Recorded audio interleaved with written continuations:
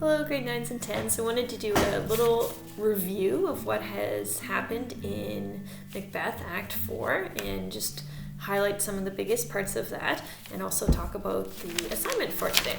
So at the beginning of Act 4, Macbeth goes to the witches and he demands to be answered. This is a big change from the beginning of the play where he had to be coerced by his wife to listen to the witches' advice.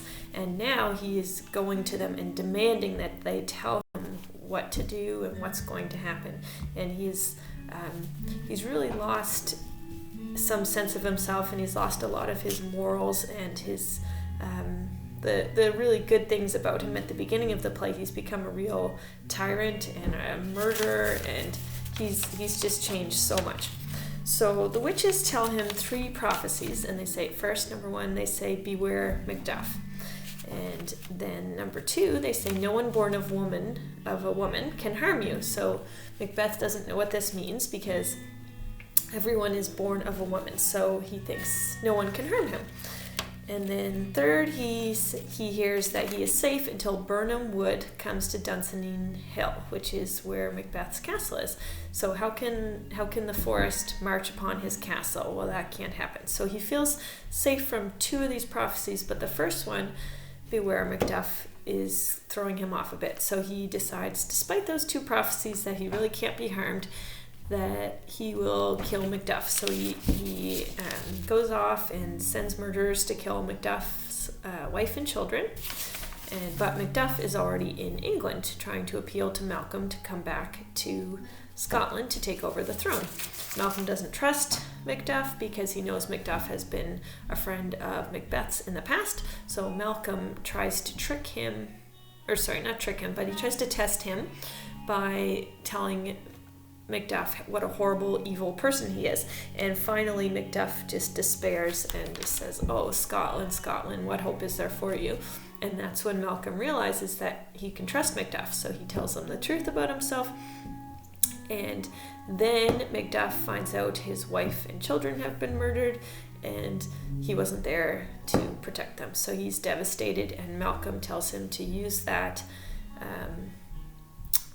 grief and turn it into anger to fight against Macbeth. So that's the whole act. Now, one of the themes of Macbeth is that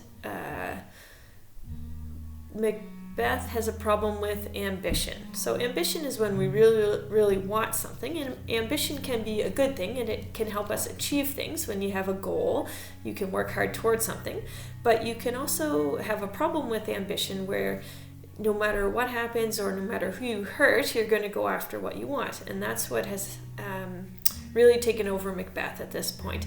We can see that he's murdered his friend, Banquo. Not only that, just to begin with, he murdered the king, but he's gone to the point of murdering his friend, and he's also going to evil witches for advice. And that's really a step down for him. And he says he doesn't care what happens. If the world gets destroyed, he wants to hear from them. So his ambition is really run loose, and he's just, all of his morals and all of his the good qualities that he had are just gone. And you can see that his relationship with his wife is not good anymore. He doesn't really confide in her, and he's just off on his own. Okay, so the question I'm asking on Google Classroom is, have you ever let yourself get carried away because of ambition? Have you ever wanted something so badly that you weren't true to yourself? So this could be something simple like you really wanted to achieve the next level on a video game, so you played for 12 hours straight, and then you finally got it and then realized you really regretted wasting that much time on it. Or it could be something like you were rude to one of your best friends because you wanted to impress some other people who you really wanted to be friends with. So you kind of turned your back on one of your close friends that you should have been faithful to, something like that. Or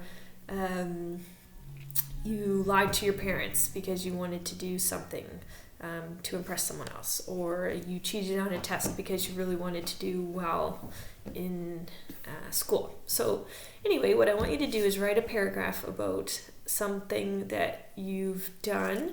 You don't have to get very specific about details. I'm not looking for, it's not confession time, but just I'd like you to reflect on, have you ever let ambition take you over, not to the extent that Macbeth has let it take over his life, but in some way have you let your desire for something or your ambition for something change the way you behaved in a negative way?